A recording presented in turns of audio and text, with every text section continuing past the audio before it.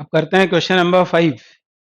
हम सॉल्व कर रहे हैं chapter 17 light waves concepts of physics volume 1। ये क्वेश्चन है यंग्स डबल स्लिट एक्सपेरिमेंट पर बेस्ड।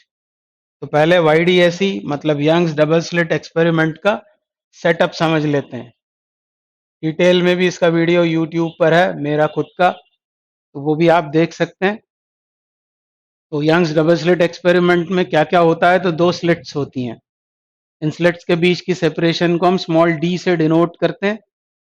इन स्लिट्स से स्क्रीन तक की सेपरेशन वो कैपिटल D से डिनोट होती है। ये दिखाई हुई है स्क्रीन, ये है centre of the screen C। फिर इन दोनों स्लिट्स को वेवलेंथ लैम्डा की लाइट से इल्यूमिनेट करते हैं। अब होता क्या है, होता यह है कि इस स्क्रीन पर इंटरफेरेंस पैटर्न फॉर्म होता है, जिसमें क्या बनते हैं, maximas minimas, in other words bright fringes and dark fringes, वो फॉर्म होती हैं यहाँ। इस क्वेश्चन में क्या बोला है, two narrow slits emitting light in phase are separated by a distance of 1 centimetre. तो सबसे पहले तो स्मॉल d दिया हुआ है, यह है गिवन। क्या क्या गिवन है, स्मॉल d गिवन है। कितना है वो, स्मॉल d है 1 सेंटीमीटर। फिर the wavelength of light is 5 into 10⁻⁻⁷। Lambda कितना दिया हुआ है, 5 इंटू 10⁻⁻⁷ मीटर में। The interference pattern is observed on a screen placed at a distance of 1 metre, मतलब कैपिटल D दिया हुआ है, कितना है 1 मीटर। अब इनके आप रिलेटिव साइजेस को देखो, तो आप देख सकते हैं कि स्मॉल d इससे बहुत ज्यादा है। ये कितना है, इसको यदि माइक्रोमीटर में लिखें तो 0.5, इसमें से 10⁻⁻1 इसको दे दें तो ये हो जाएगा 0.5 माइक्रोमीटर, और ये है 1 सेंटीमीटर। तो स्मॉल d के सामने लैम्डा कैसा है, बहुत कम। लैम्डा बहुत कम है किससे, स्मॉल d से। और यदि स्मॉल d को इससे कंपेयर करें तो कैपिटल D स्क्रीन तक की जो सेपरेशन है वो 1 सेंटीमीटर से 100 गुनी है, मतलब कैपिटल D स्मॉल d से बहुत ज्यादा है। और इसीलिए इसमें YDSE में हमको अप्रॉक्सीमेशंस करने पड़ते हैं। ये हैं इनके रिलेटिव साइजेस। सबसे छोटा कौन होता है, लैम्डा। लैम्डा से बहुत बड़ा होता है स्मॉल d, स्लिट्स के बीच का सेपरेशन, और कैपिटल D स्मॉल d से बहुत ज्यादा होता है। तो यहां क्या बोला है इस क्वेश्चन में हमसे, find the separation between the consecutive maxima. Consecutive मतलब लगातार आने वाले। इस पर क्या बनेगा, यहाँ ये सेंट्रल फ्रिंज है, मैक्सिमा, फिर मिनिमा, फिर मैक्सिमा, फिर मिनिमा। तो किन्हीं भी दो लगातार आने वाले मैक्सिमास के बीच की सेपरेशन हमसे पूछी है। इन अदर वर्ड्स हमसे पूछा हुआ है फ्रिंज विड्थ। तो पार्ट ए में हमसे पूछा है फ्रिंज विड्थ। तो फ्रिंज विड्थ क्या क्या होती है वो हम और भी अभी डिस्कस करेंगे और दूसरे क्वेश्चंस में। थ्योरी में तो बहुत ज्यादा किया हुआ है, वो आप देख सकते हैं। फ्रिंज विड्थ मतलब separation between two consecutive maxima, या टू कंसेक्यूटिव ब्राइट फ्रिंजेस, या टू कंसेक्यूटिव मिनिमास, या टू कंसेक्यूटिव डार्क फ्रिंजेस, सब एक ही बात है।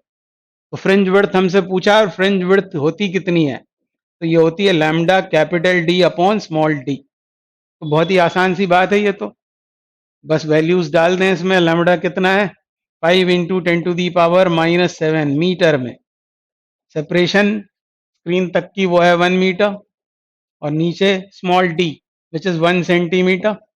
ऐसा हो जाएगा ये, ऊपर जाने पर 5 इंटू 10⁻⁻5, इसमें आएगा ये आंसर मीटर में। और आंसर यहाँ दिया हुआ है मिलीमीटर में, तो इसको मिलीमीटर में कन्वर्ट करने के लिए 1 मीटर में होते हैं 10⁻³ मिलीमीटर, मतलब ये हो जाएगा 0.05 mm। ये आंसर आ गया। तो ये तो कोई खास बात नहीं है, खास बात ये है, इसको समझना चाहिए आपको। इसको समझ लेंगे तो एक बात और आपको ऑप्टिक्स के बारे में पता हो जाएगी। Can you expect to distinguish between these maximas. क्या ये दो मैक्सिमास हैं जिनके बीच की अभी सेपरेशन हमने निकाली है, क्या ये अलग अलग आप देख पाएंगे, ऐसा पूछा हुआ है। अब अलग अलग देख पाने के लिए आपने पढ़ा होगा, नहीं पढ़ा तो अब पता लग गया आपको। उसके लिए आपको पता होना चाहिए limit of resolution, limit of resolution of human आई। ये किसी नॉर्मल हेल्दी ह्यूमन आई की बात हो रही है। तो अब आपको ये याद रखना है। क्या याद रखना है? लिमिट ऑफ रिजोल्यूशन ह्यूमन आई की कितनी होती है? वो होती है 1 आर्क मिनट। ये 1 मिनट मतलब टाइम की यूनिट नहीं है, एंगल की यूनिट है। दो परपेंडिकुलर लाइंस के बीच एंगल कितना होता है? 90 डिग्री, राइट एंगल। फिर 1 डिग्री के 60 बराबर भाग कर दें तो एक भाग कितने का होगा? एक पार्ट होगा 1 मिनट का। यानी ये 1 मिनट क्या है? 1 डिग्री का 60वां हिस्सा, 1/60 ऑफ 1 डिग्री, उसको कहते हैं आर्क मिनट। तो ये है limit of resolution of human आई। इसी को आप ऐसे भी याद रख सकते हैं कि रेडियन में सीधे बोलें तो 0.0003 रेडियन। कहने का मतलब यह है कि दो ऑब्जेक्ट्स तभी अलग अलग दिखाई देंगी, दो ऑब्जेक्ट्स तभी अलग अलग दिखाई देंगी जब उन ऑब्जेक्ट्स ने आपकी आंख पर सबटेंड किया हुआ एंगल, जैसे ये एक ऑब्जेक्ट है, ये एक ऑब्जेक्ट है, इन दोनों ने हमारी आंख पर यदि 1 मिनट से ज्यादा या 0.0003 रेडियन से ज्यादा एंगल सबटेंड किया होगा, तभी फिर ये ऑब्जेक्ट्स आपको अलग अलग दिखाई पड़ेंगी। इनको अलग अलग देख पाने की ये शर्त है। जैसे दो डॉट्स यदि मैं यहां पर बनाता हूं मान लो बोर्ड पर, तो क्या ये दो डॉट्स आपको अलग अलग दिखाई दे रहे हैं? यदि दिख रहे हैं, इनका मतलब इन दोनों ने आपकी आंख पर 1 मिनट से ज्यादा एंगल सबटेंड किया है। पर इन दोनों को आप नहीं देख पाओगे अलग अलग। इसके पड़ोस में मैं एक और बना देता हूं डॉट। अब ये हो सकता है आपको अलग अलग नहीं दिख रहे होंगे, एक ही दिख रहे होंगे, ओवरलैप होते हुए दिख रहे होंगे, क्योंकि जो एंगल सबटेंडेड है वो 1 मिनट से कम है। तो ये होती है दो ऑब्जेक्ट्स को अलग अलग देख पाने की शर्त। अब हमको यहां पर ये बताना है कि ये जो मैक्सिमाज हैं, जिन दो कंसेक्यूटिव मैक्सिमाज के बीच हमने सेपरेशन बताया हुआ है, क्या ये अलग अलग आप देख पाओगे? उसके लिए आपको एंगुलर फ्रिंज विड्थ पता होना चाहिए। Angular fringe width, angular fringe width. और एंगुलर फ्रिंज विड्थ क्या होती है? तो फ्रिंज ने आपकी आंख पर, उन दोनों फ्रिंजों ने आपकी आंख पर जो एंगल सबटेंड किया या स्लिट्स पर जो एंगल सबटेंड किया, इन दो यहाँ पर जो बनेंगी दो फ्रिंजेस, उनको आपने देखा और आपकी आंख पर कितना एंगल उन्होंने बनाया, ये पता करने के लिए बस आपको लगा देना angle is equal to arc upon radius.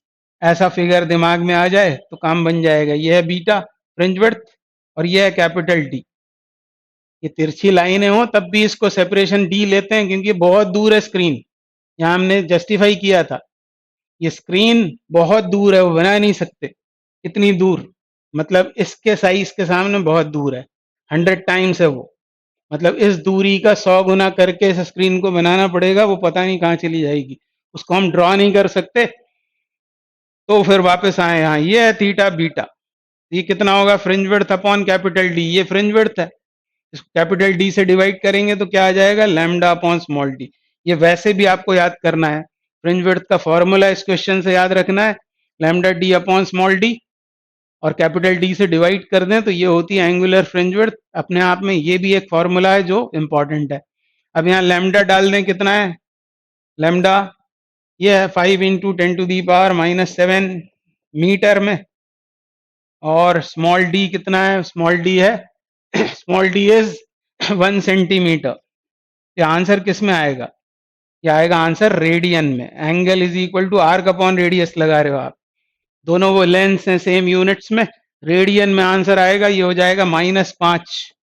ऊपर जाकर ये -5 होगा, तो 0.0005 ऐसा आएगा रेडियन में आंसर।